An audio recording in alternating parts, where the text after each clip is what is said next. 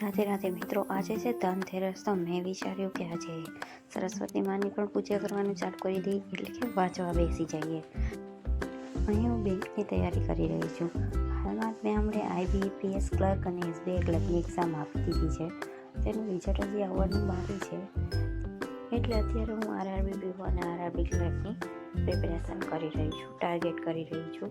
તો સૌથી પહેલાં મેં જે આપણા ગણિતનો પાયો કહેવાય, કડિયા, વર્ગ, વર્ગમૂળ, ઘનમૂળ, એને રિવાઇઝ કરી લીધા છે.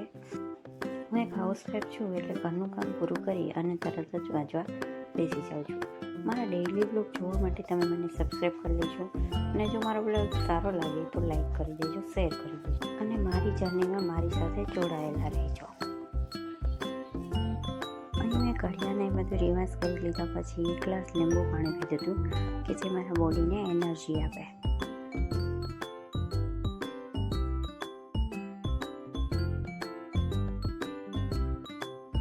અહીં તમને ચેપ્ટર્સના નામ દેખાય છે, જેમાં ઘણા ચેપ્ટરની આગળ મેં રાઇટની નિશાની કરી છે. આ બધા ચેપ્ટર મેં SBI ક્લર્ક અને IBPS ક્લર્કની એક્ઝામ વખતે રિવાઇઝ કરી લીધા હતા, એટલે એની ઘણી બધી પ્રેક્ટિસ કરી લીધી હતી. મારે આ બધા ચેપ્ટરની વધારે પ્રેક્ટિસ કરવાની છે, તો હું બેસી ગઈ હતી પઝલ અને સિટિંગ અરેન્જમેન્ટની પ્રેક્ટિસ કરવા માટે. હું આ બધી પ્રેક્ટિસ યુટ્યુબમાંથી જ કરી રહી છું.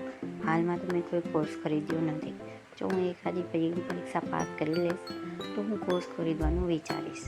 ત્યારબાદ હું કોર્સમાંથી પણ કરીશ.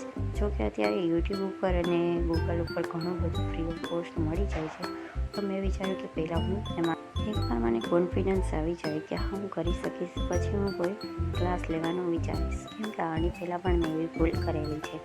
મેં જલ્દીમાં ક્લાસ લઈ લીધો હતો અને ત્યારબાદ હું બીમાર પડી ગઈ હતી, તો હું તૈયારી પણ ન કરી શકી અને મારા પૈસા પણ વેસ્ટ થઈ ગયા અને મારો સમય પણ ઘણો બધો વેસ્ટ થઈ ગયો. તો હાલ હું અત્યારે યુટ્યુબમાંથી પણ તૈયારી કરું છું. આજે ઘરે કોઈ નહોતું, એટલે મેં બિરયાની બનાવી અને ખાઈ લીધી હતી. ત્યારબાદ હું ફરીથી વાંચવા બેસી ગઈ હતી, જેમાં પઝલ અને સિટિંગ અરેન્જમેન્ટની પ્રેક્ટિસ કરી હતી. જેમાં પઝલ અને સિટિંગ અરેન્જમેન્ટના ક્વેશ્ચન મેં ચોપડામાં લખ્યા છે અને ત્યારબાદ એને સોલ્વ કર્યા છે.